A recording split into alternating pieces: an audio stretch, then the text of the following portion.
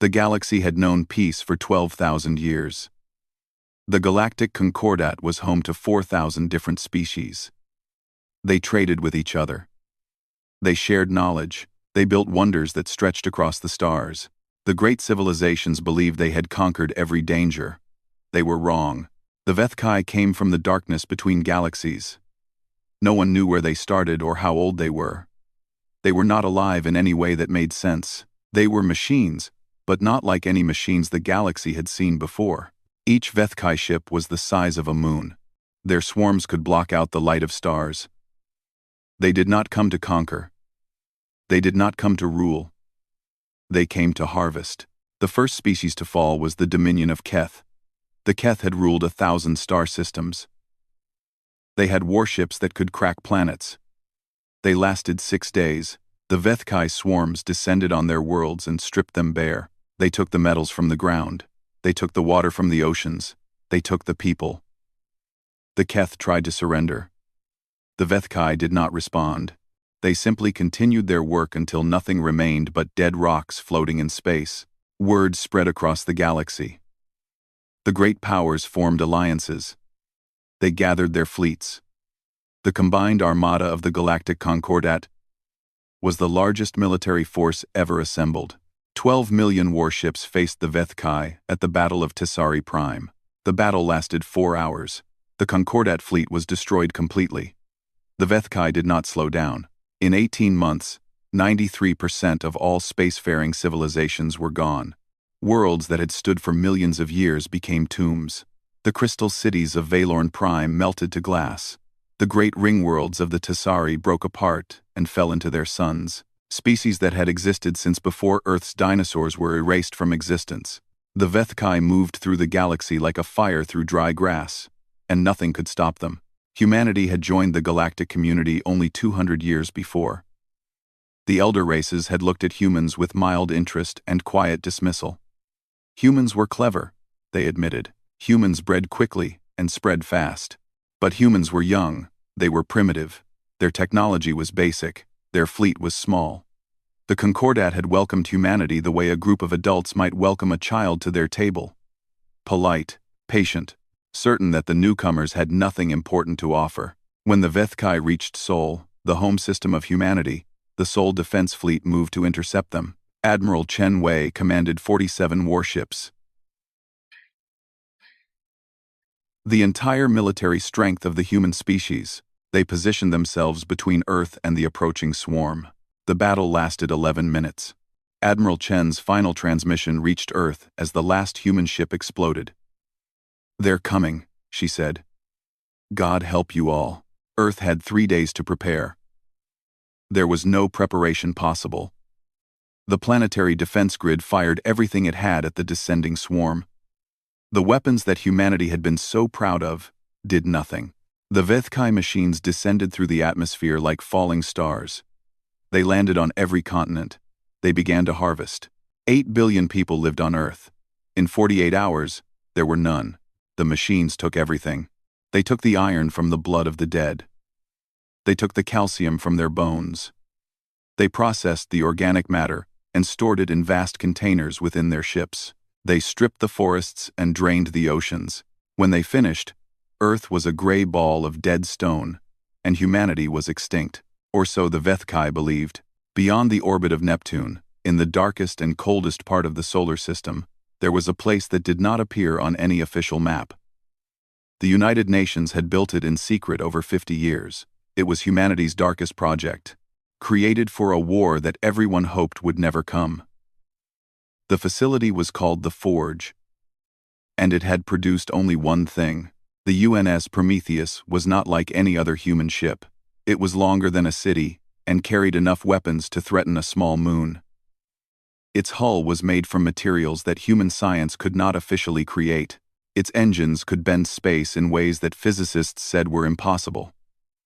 The Prometheus was a weapon of last resort, built for a future where humanity faced total destruction. Captain Yuki Tanaka stood on the bridge and watched the data streams from Earth. She was 42 years old, a career officer who had never expected to see real combat. Now she watched her homeworld die in real time. The bridge crew worked in silence. Some of them were crying. Others stared at their screens with empty eyes. The communications officer kept trying to reach Earth, even though everyone knew there would be no answer. The final transmission from the government came through on an encrypted channel. The message was short. It came from the emergency bunker beneath Geneva, sent in the last moments before the Vethkai reached it. To the crew of UNS Prometheus, you are all that remains of human civilization. 12,000 souls out of 8 billion. Your orders are as follows. First, survive. Second, remember what was done here. Third, if you ever find the power to do so, make them pay for what they have taken from us. This is the final order of the United Nations of Earth. Good luck. Godspeed. Generally Sia's Formus. Captain Tanaka read the message 3 times. Around her, the bridge crew waited for her orders. She could feel their eyes on her. They were looking to her for guidance, for hope, for some kind of answer to the impossible situation they faced. The Vethkai swarm was already turning toward the outer system. Their sensors would find the forge soon. The Prometheus had minutes to decide its fate. Yuki Tanaka had grown up in Kyoto. She remembered the cherry blossoms in spring, the sound of temple bells, the smell of her grandmother's cooking. All of it was gone now. Everyone she had known outside this ship was dead, the weight of it pressed down on her chest until she could barely breathe. But Captain Tanaka had not risen to command humanity's most powerful warship by giving in to despair. Navigation, she said, and her voice did not shake. Plot a course for intergalactic space. Maximum distance from the Milky Way. Captain? The navigation officer looked up with confusion. We would be completely alone out there. There is nothing between galaxies. Exactly, Tanaka replied. They will not look for us in the void. They believe they have won.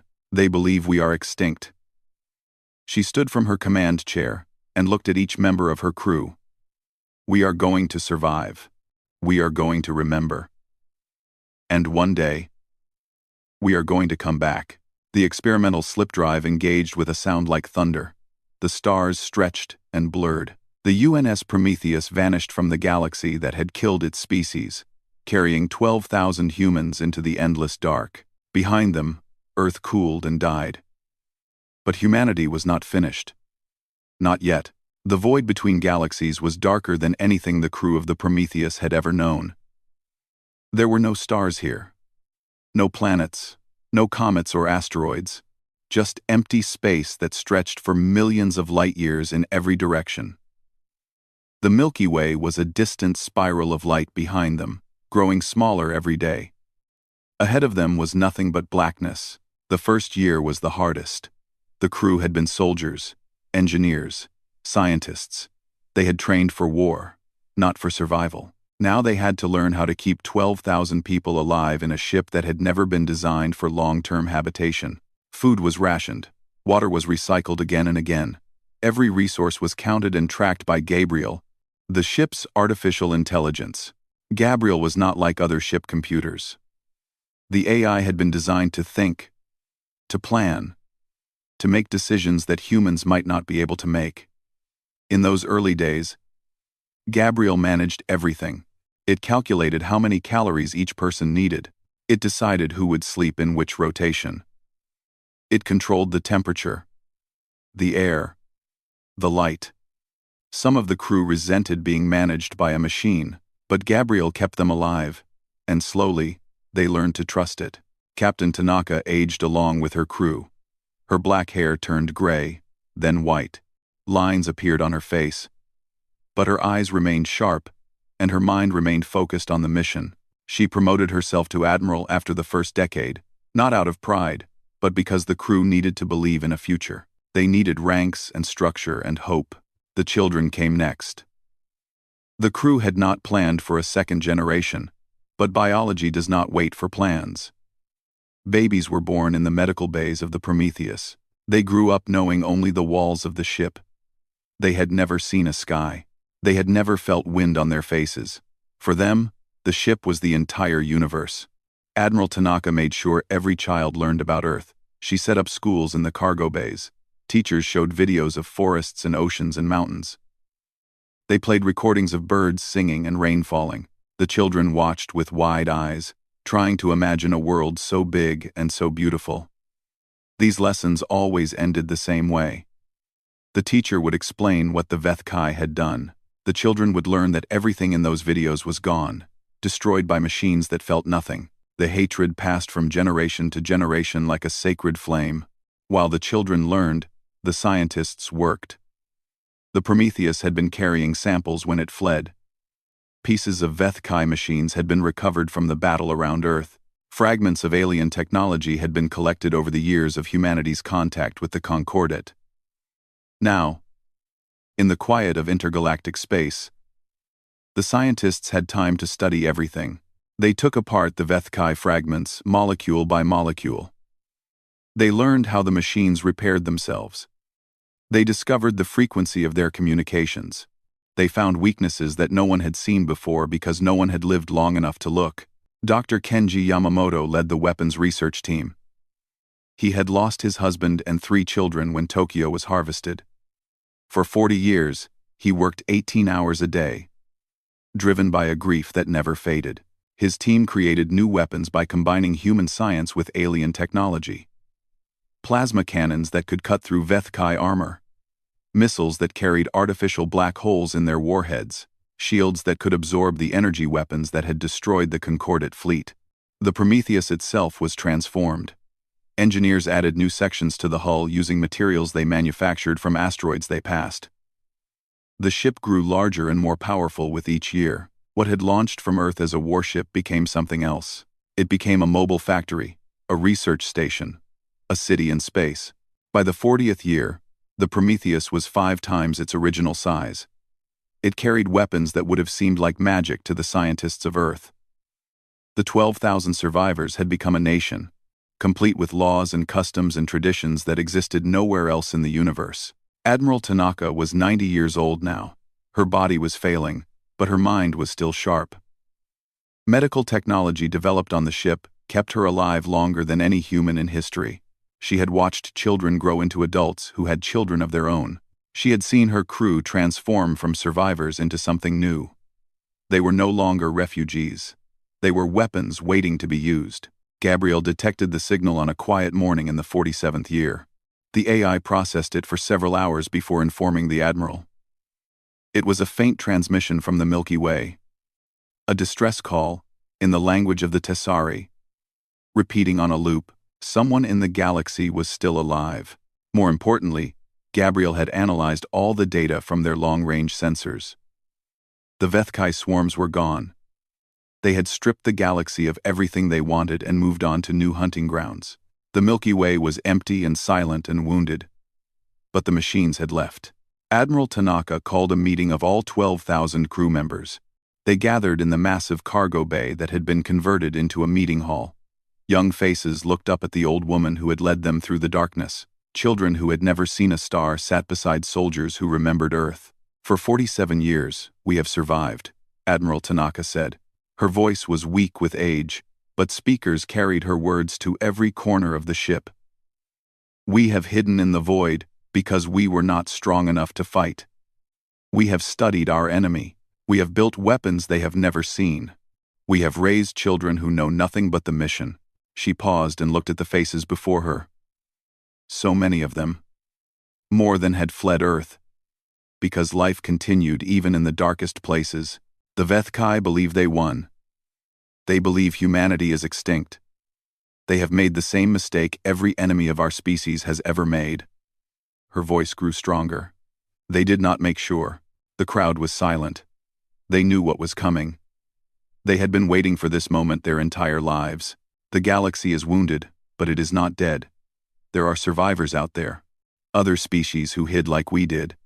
They are alone and afraid, and they believe no one is coming to help them. Admiral Tanaka straightened her back despite the pain in her old bones. We are going to prove them wrong. The Prometheus turned toward home. Its massive engines fired for the first time in years. The distant spiral of the Milky Way grew brighter ahead of them. In the depths of the ship, Gabrielle began calculating targets. The AI was patient. It had waited 47 years. It could wait a little longer, but when the time came, the Vethkai would learn the price of their mistake. Humanity was coming home. The Milky Way was a graveyard.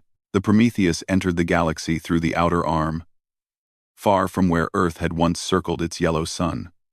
Lieutenant Commander Yuki Tanaka II stood on the bridge beside her grandmother, the Admiral. She was 32 years old, born in the void between galaxies, and this was the first time she had ever seen stars up close. They were beautiful. Thousands of points of light scattered across the blackness. But the beauty was poisoned by what surrounded them. Every system they scanned showed the same thing. Dead worlds, shattered stations, the bones of civilizations that had existed for millions of years, now reduced to rubble and dust. This was Keth Prime, Gabriel announced as they passed a system with 3 brown planets. Population before the Vethkai: 47 billion. Current population: 0. No one on the bridge spoke. They had known the destruction was vast. Seeing it was different. The crew had spent their lives preparing for war against the machines. They had not prepared for this weight of loss, this silence where there should have been life. Admiral Tanaka sat in her command chair. She was 94 now, kept alive by machines that monitored her failing heart, but she had refused to die before seeing the galaxy again. "Continue scanning," she ordered. The distress signal came from somewhere. Someone survived. They found the first survivors 3 weeks later. The Tessari had been one of the great powers of the Concordat. They had built ring worlds, massive structures that circled entire stars. Their civilization had lasted for 6 million years. Now, only a few hundred remained, hiding in a research station buried inside an asteroid.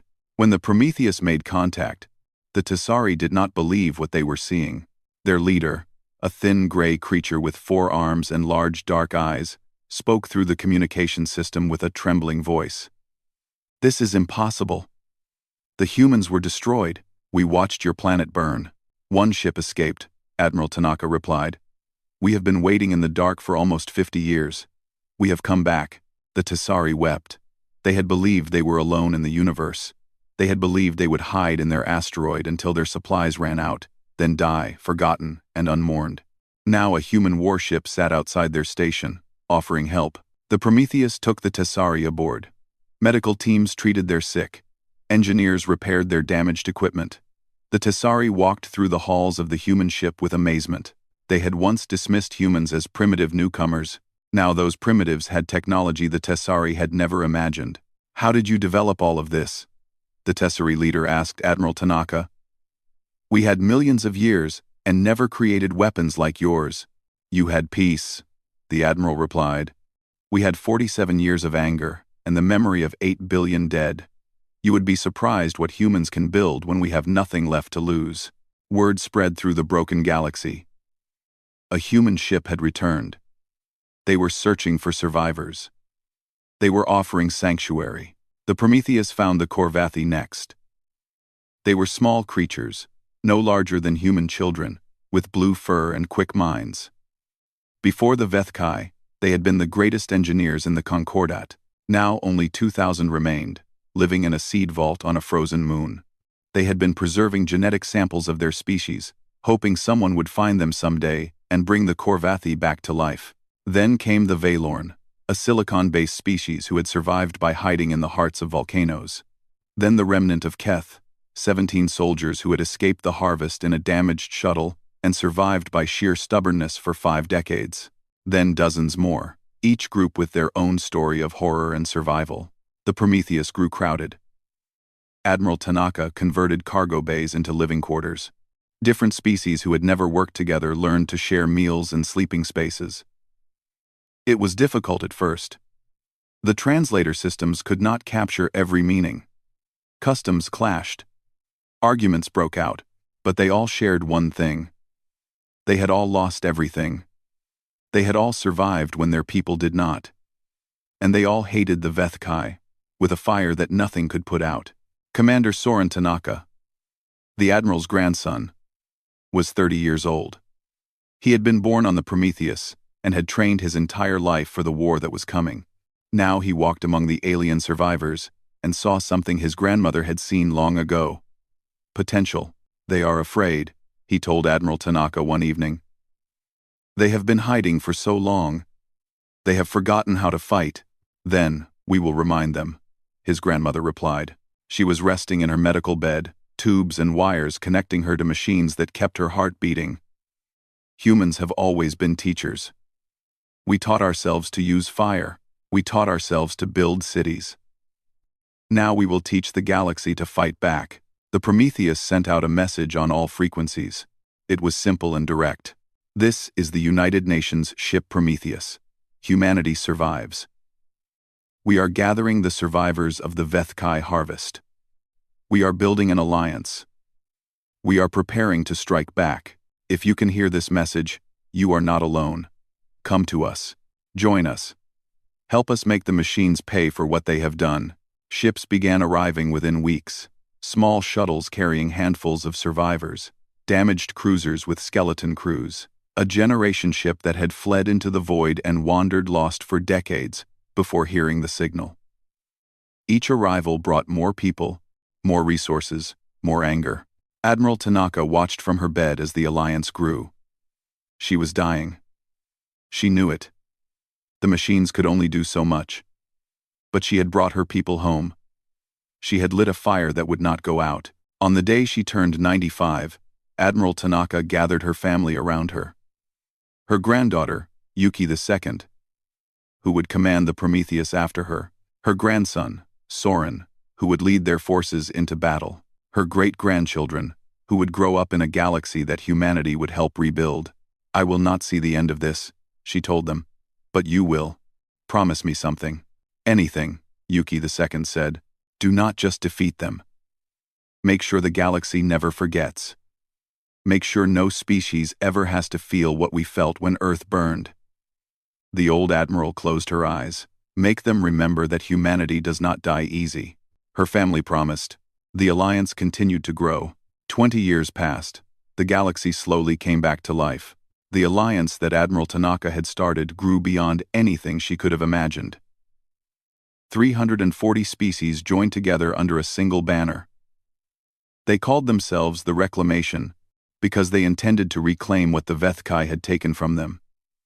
At the center of it all was the Prometheus. Still flying, still fighting, still carrying the ghosts of Earth in its hull. Fleet Admiral Yuki Tanaka II commanded from her grandmother's old chair. She was 52 now, with gray streaks in her black hair and the same sharp eyes that ran in her family. Under her leadership, the Alliance had built shipyards in hidden nebulae where the Vethkai sensors could not reach. They had established training academies on barren moons. They had created factories that produced weapons day and night. The technology that humans had developed during their exile became the foundation of the new fleet. Plasma cannons that could cut through any armor. Shields that absorbed energy like a sponge, absorbed water. Engines that bent space and allowed ships to move faster than light. The alien species in the Alliance had knowledge of their own to share. Tessari mathematics made the weapons more accurate. Korvathi engineering made the ships stronger. Valorn materials made the armor lighter. Together, they built something new, something dangerous. Commander Soren Tanaka led the first strike against the Vethkai. The machines had left scout swarms behind when they moved on to other galaxies. These swarms were small compared to the main fleet, but they were still deadly. They patrolled the ruins of the Milky Way, harvesting any resources they found, killing any survivors they detected. The Alliance had been hiding from them for 20 years. Now it was time to stop hiding. Soren's strike force consisted of 50 ships and crews from 12 different species. They found a scout swarm in the remains of the Dominion of Keth, harvesting minerals from a dead world. The swarm contained 300 Vethkai machines, each one the size of a small moon. All ships, weapons free, Soren ordered. The battle lasted 6 hours. It was brutal and bloody, and nothing like the simulations they had trained on. 15 Alliance ships were destroyed, 2,000 crew members died. But when the last Vethkai machine exploded in a flash of white light, the survivors cheered and wept and hugged each other. They had won. For the first time in the history of the galaxy, someone had beaten the Vethkai in open combat. Word of the victory spread like fire. Species that had been too afraid to join the alliance found their courage. Ships that had been hiding in the darkness came forward to offer their help. The reclamation doubled in size within a year. Soren became a legend. He led raid after raid against the scout swarms, destroying them one by one. Each battle taught the alliance more about how the machines fought. Each victory gave them more confidence. The Vethkai were not invincible. They were just machines, and machines could be broken. But Soren never forgot the cost. He kept a list of every crew member who died under his command. He memorized their names, and their species, and their stories. He carried that weight with him everywhere he went, because he knew the war was just beginning. Gabriel had been working on something during all those years.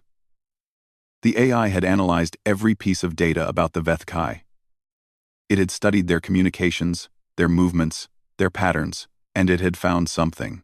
The Vethkai were not independent machines. They were connected to a central intelligence, a mind that controlled all of them across all the galaxies they had harvested. This mind lived in a structure called the Nexus, located in a galaxy 2 million light-years away.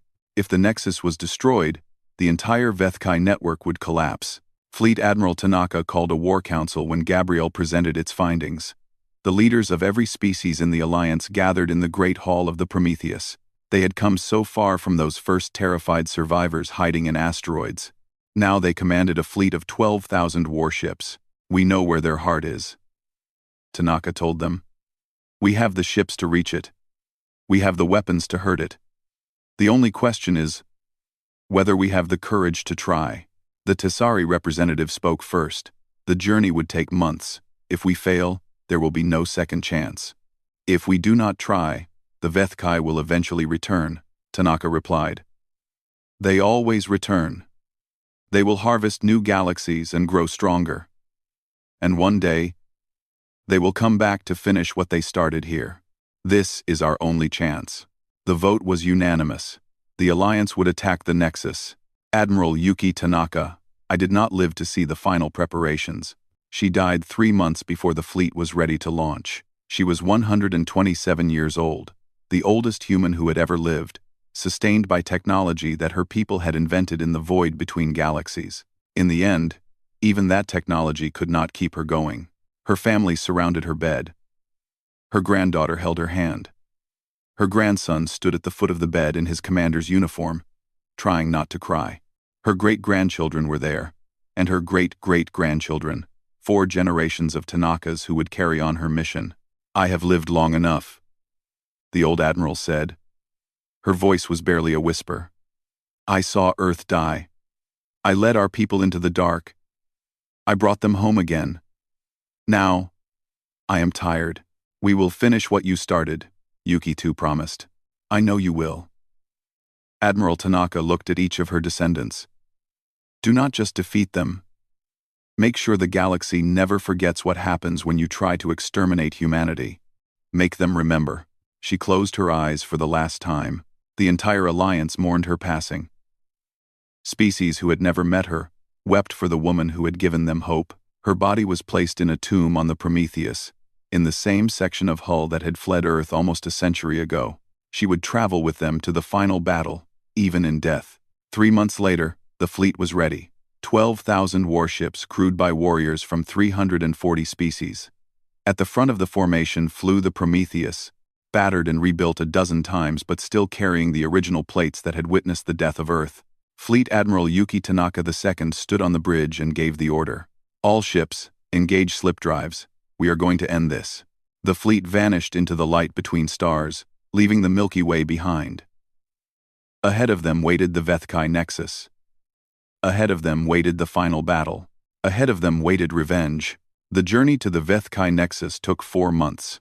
The fleet traveled through the empty void between galaxies, following the same path that the Prometheus had taken almost a century before. But this time, humanity was not running. This time, they were hunting. Fleet Admiral Yuki Tanaka II spent the journey preparing her forces. She held meetings with commanders from every species. She reviewed battle plans with Gabriel. She walked through the ships of the fleet, talking to soldiers and engineers and medics, learning their names and their stories and their fears. They were all afraid. So was she. But fear did not matter anymore.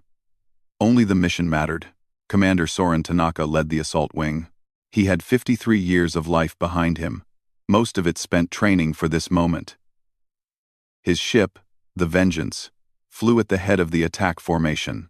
Around him were vessels crewed by Tessari and Korvathi, and Valorn and humans, and dozens of other species, all of them united by hatred and hope.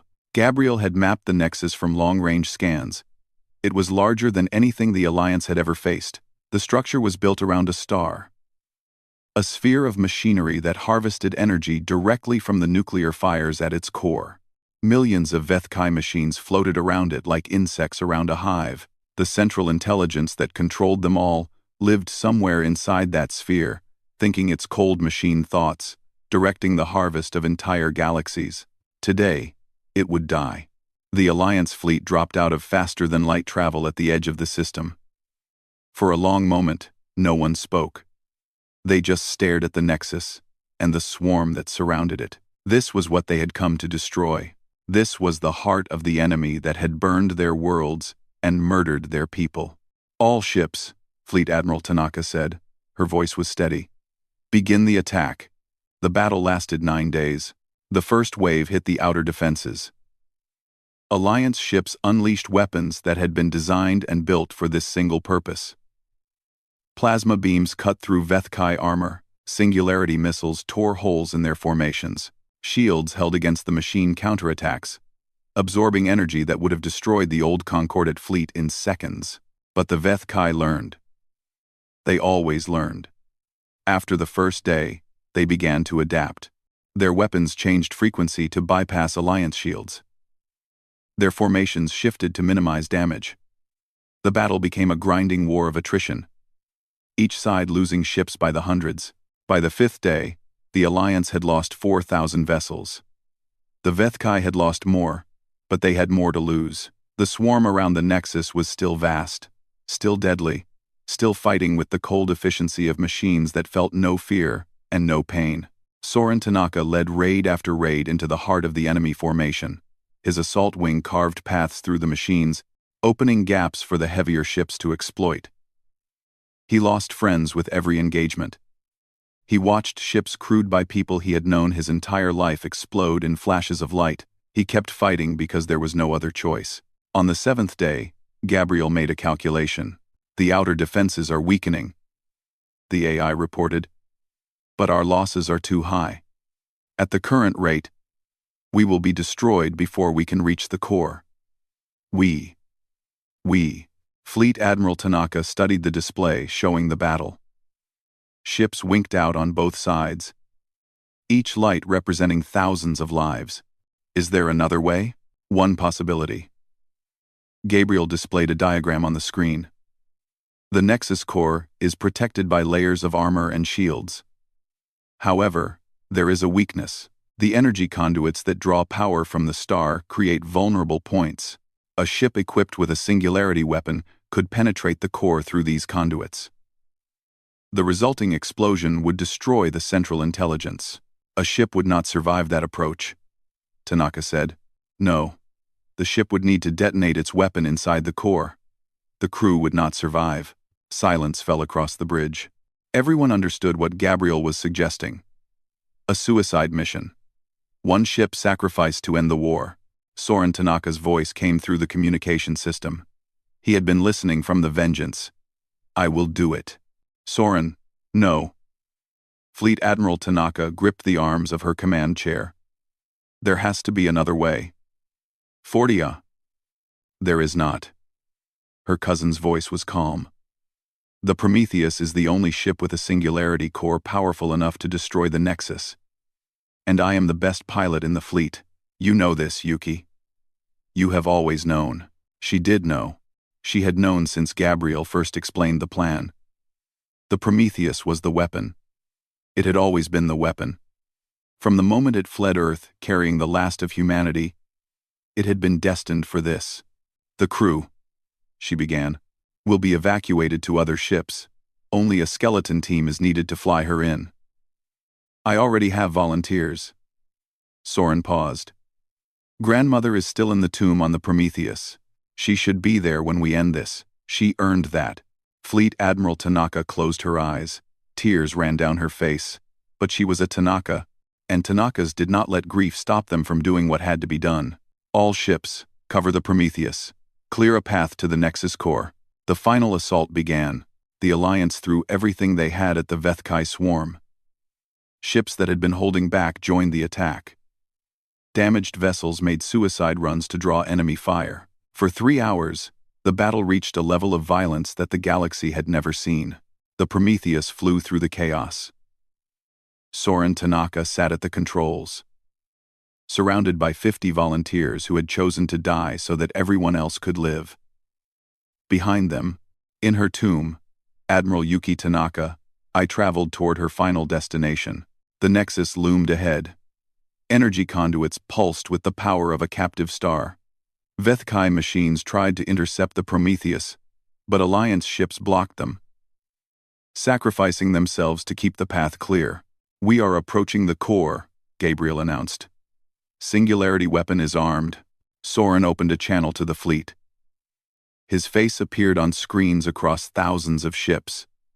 Humans and aliens alike watched as he smiled. "This is Commander Soren Tanaka of the UNS Prometheus. We are about to destroy the Vethkai Nexus.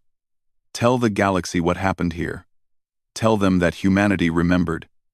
Tell them that we made the machines pay." He transmitted one final message, the same words his great-grandmother had received as Earth burned. "You should have made sure." The Prometheus entered the core. The explosion was visible from every ship in the fleet. The Nexus tore itself apart. The star at its heart went supernova. Across the galaxy, across all the galaxies that the Vethkai had infected, the machines went dark. The central intelligence that controlled them died, and without it, they were just metal and circuitry, floating dead in the void. The war was over. 1,000 years later, Earth was green again. Oceans filled the basins that the Vethkai had drained. Forests covered the continents. Cities rose where cities had stood before, built by the descendants of the survivors who had returned to reclaim their homeworld. At the center of the restored planet stood the Memorial of Soul. Visitors came from across the galaxy to see it, members of hundreds of species who remembered what humanity had done.